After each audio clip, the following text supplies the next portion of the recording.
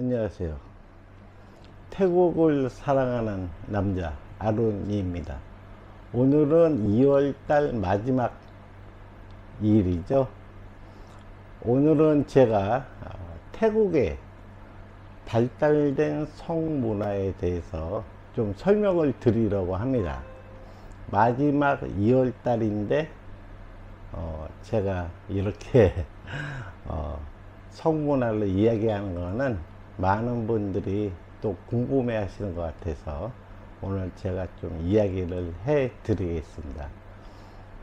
저는 개인적으로 태국에 21년 동안 살면서 많은 태국 여성들을 만나봤습니다. 그런데 제가 느낀 태국의 여성은 성에 상당히 예민하다, 또 발전돼 있다라고 이야기할 수 있을 것 같아요. 먼저 여러분들이 파타야를 가게 되면 많은 유흥업소 여성들을 만나게 되죠. 그런데 그 여성들은 거의 대부분이 싱글맘입니다. 한마디로 자기 고향에서 오빠 아는 사람을 통해서 나이 어렸을 때부터 성관계를 맺게 됩니다. 그 과정에서 아이를 낳거나, 그리고 남자가 도망가서 유흥업소에 와서 일을 하게 되는 겁니다. 그래서 대부분은 아이가 있습니다. 한마디로 예전에는 배우지 못한 여성들이 상당히 많아요. 시골 같은 경우에는. 그러다 보니까 거의 대부분은 나이 어렸을 때 10대에서부터 성관계를 시작을 합니다. 지금 소위 6 같은 경우는 그 여성들은 거의 대부분이 17살, 18살 때 아이를 출산합니다. 태국은 불교 국가다 보니까 아이를 낙태가 안 되는 건 아시죠? 금지되어 있습니다. 지금은 법이 바뀌어서 강간을 당하거나 뭐 친근이라고 해야 되나요? 가족 간의 성관계로 인해서 임신을 하면 낙태가 가능하다고 법이 바뀌었습니다. 근친이죠. 근친관계. 근데 예전에는 그런 것도 없었어요. 또 태국이라는 나라는 여러분이 알지 모르겠지만 예전에는 일부 다처제 국가였습니다.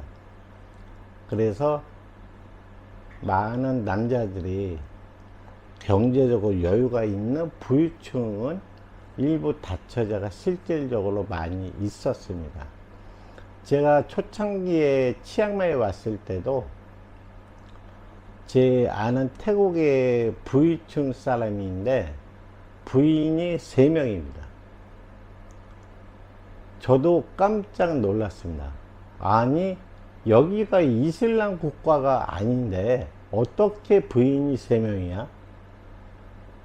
물어봤습니다. 그랬더니 첫 번째 부인은 태국 부인, 두 번째 부인은 태국 부인, 세 번째 부인은 미얀마 여성이라고 합니다. 그러면 첫 번째, 두 번째 부인이 그걸 다 이해를 하냐라고 물어봤습니다. 먼저 첫 번째 부인과 결혼을 하고 나서 두 번째 부인을 원할 때 첫 번째 부인한테 두 번째 부인한테 줄 지참금은 똑같이 또 준답니다. 그래서 물어본답니다. 이 여성을 내가 데리고 와서 같이 살 거다라고 해서 동의를 하면은 같이 살 수 있답니다. 그 세 번째 미얀마 여성은 돈을 주고 미얀마에서 데리고 왔다고 합니다. 나이가 어린 여성이었어요. 그런데 그러면 세 번째 여성을 같이 사는 데는 어떻게 하냐 물어보니까 세 번째 여성한테 돈을 주는 만큼 첫 번째, 두 번째 부인한테 똑같이 돈을 또 줘야 된답니다. 그래서 첫 번째 부인은 또 세 번째 부인을 맞이할 건데 가능하냐라고 지참금을 똑같이 준답니다. 그래서 오케이 하면 두 번째 부인한테도 또 세 번째 부인한테 주는 지참금을 또 준답니다. 그래서 두 번째 부인한테도 허락을 받는답니다. 그러면 세 번째 부인도 가능하답니다. 실질적으로 일어난 사건입니다. 여러분들 저 북쪽에 치앙마이 산 쪽에 사는 산족들도 많이 있죠. 그쪽에 가면 실질적으로 부모한테 돈을 주고 아직도예요. 아직도 그 여성을 데리고 옵니다. 그런데 나이가 17살, 18살 여성을 부모한테 돈을 주고 허락받고 데리고 와서 같이 사는 경우도 많습니다. 우리가 몰랐던 그런 내용들이 엄청나게 많아요. 예를 들어 치앙라이 같은 데 가시면 거기서는 아직도 그런 문제가 많은데, 미얀마 여성을 돈을 주고 나이 어린 여성 10대 데리고 와서 동거하는 경우도 많이 있습니다. 한국 사람은 상상도 할 수 없는 일들이 여기서는 아직도 일어나고 있습니다. 그럼 먼저 태국 여성들이 성에 발전되어 있냐? 예, 맞습니다. 제 이 생각은 제 주관적인 생각입니다. 제 경험을 바탕으로 이야기해 드리는 겁니다. 제가 예전에 대학생 여성 2명과 같이 잠자리도 해본 경험도 있습니다. 그때 당시에 술은 어느 정도 취해 있었지만 그 아는 여친과 그 친구와 같이 성관계를 해본 적도 있어요. 뭐 어떻게 보면 어떤 분은 난잡하다고 표현할 수도 있고, 저는 성인이 돼서 되게 개방적입니다. 그래서 제가 여러 가지 태국 여성들 다양하게 만나봤지만, 태국 여성들은 여러분들이 알다시피 레즈비언도 상당히 많죠. 그 이유가 뭐냐면 거의 대부분은 어렸을 때 남성과 성관계를 하고 만나다가 헤어지는 경우가 많습니다. 그러다 보니까 마음의 상처를 입고 태국 여성과 여성끼리 만나서 레즈비언이 되는 경우도 많습니다. 그 이유는 여러분이 태국에 관광을 오거나 조금 살았던 분들은 아실 거예요. 태국에 일하는 여성들은 거의 대부분이 남자와 동거하는 게 아니라 여성과 여성 둘이 친구끼리 동거를 하게 됩니다. 그러다 보니까 남자를 접할 수 있는 환경이 안 돼요. 여성 2명이 한 방에 동거하는 경우가 대부분입니다. 그러다 보니까 어렸을 때부터 성관계를 하다 보니까 여성도 자기 스스로가 흥분된 경우가 많이 있잖아요. 그러다 보니까 여성과 여성이 서로 레즈비언이 되면서 서로의 만족을 도와주는 거예요. 그런 경우가 의외로 많습니다. 그래서 어떤 사람들은 뭐 이상하게 생각할지 모르지만 태국은 레즈비언, 레이디보이가 어렸을 때부터 인정이 됩니다. 제가 가끔씩 식당을 가다 보면 톰보이라고 있죠. 여성이 남성화되어 있는 거. 둘이 여성과 사귀고 부모님을 만나는 경우도 많이 있습니다. 그만큼 태국은 레즈비언, 레이디보이가 되게 관대합니다. 그러니까 어렸을 때부터 그런 성문화가 발전되다 보니까 여성들이 해소를 할 데가 없잖아요. 그러다 보니까 자위 행위도 많이 한다고들 합니다. 어떤 경우는 여러분들이 이런 소식을 들었을지 모르지만 톰보이, 여잔데 남성화되어 있는 거, 레이디보이, 남잔데 여성화되어 있는 거, 둘이 동거하는 경우도 있습니다. 근데 이 경우는 상당히 진짜 뭐라고 얘기할까, 진짜 간혹가다. 그렇게 태국은 성문화가 되게 발전되어 있습니다. 그러니까 한마디로 시골 같은 데는 배운 사람들이 많이 없기 때문에 뭐 무분별하게 성문화가 이루어지다 보니까 그것이 나중에 도시로 오게 되면 일을 하다 보면 남자를 만날 수 있는 시간이 없어요. 급여는 적고 돈은 집에 보내야 되니까 어떻게 해야 됩니까? 같은 여성끼리 친구끼리 같이 동거를 하게 되다 보니까 자연스럽게 레즈비언도 발전되고 서로 여성과 여성이 서로 만족하기 위해서 도와주는 경우도 상당히 많습니다. 또 남자가 없는 경우는 자유행위 하는 경우도 상당히 많아요. 여러분이 알다시피 태국은 야한 영상이 누구나가 쉽게 다 볼 수 있게 되어 있습니다. 법은 어떻게 되어 있는지 모르겠지만 태국 여성 핸드폰들 보잖아요. 야한 영상이 다운로드해서 가지고 있는 여성도 상당히 많아요. 쉽게 다운로드를 받을 수 있습니다. 지금은 예전하고 많이 틀리지만 예전에는 대학생들이 임신한 경우도 상당히 많았어요. 그런데 지금은 많이 더 지식이 올라가다 보니까 대학생들이 임신한 경우가 지금은 많이 없어졌어요. 그런 관계다 보니까 저 같은 경우는 파타야에서 마사지 샵을 갔는데 마사지사가 흥분을 해서 저한테 성관계를 시도하려는 여성도 있었습니다. 깜짝 놀랐어요. 뭐 요구하는 것도 없고 그냥 자기 스스로가 흥분이 돼서 시도를 하려고 하는 순간 제가 막았던 경우도 있었습니다. 그만큼 남자와 이 접하는 관계가 없다 보니까 자기 욕구를 분출했을 데가 없는 거예요. 그러다 보니까 그런 경우도 발생하고요. 상당히 다양한 일이 많이 생깁니다. 그러다 보니까 유흥업소 여성들은 솔직히 그 여성들도 성에 대해서 상당히 예민합니다. 그러다 보니까 성관계를 즐기는 여성도 상당히 많아요. 그런 여성도 많이 접해봤고 여러분들이 일부 구독자는 아실 겁니다. 제가 레즈비언을 사귀었던 적도 있어요. 그래서 제가 한번 물어봤습니다. 너는 왜 레즈비언이 되어서 만족을 하느냐고 물어보니까 만족을 한답니다. 그런데 나와 성관계를 하고 나서 제가 물어봤어요. 남자와 성관계를 하는 거와 레즈비언으로 네가 여성과 여성이 관계를 맺는 거와 어느 게 더 흥분되냐고 물어보면 남자와 성관계가 더 흥분된답니다.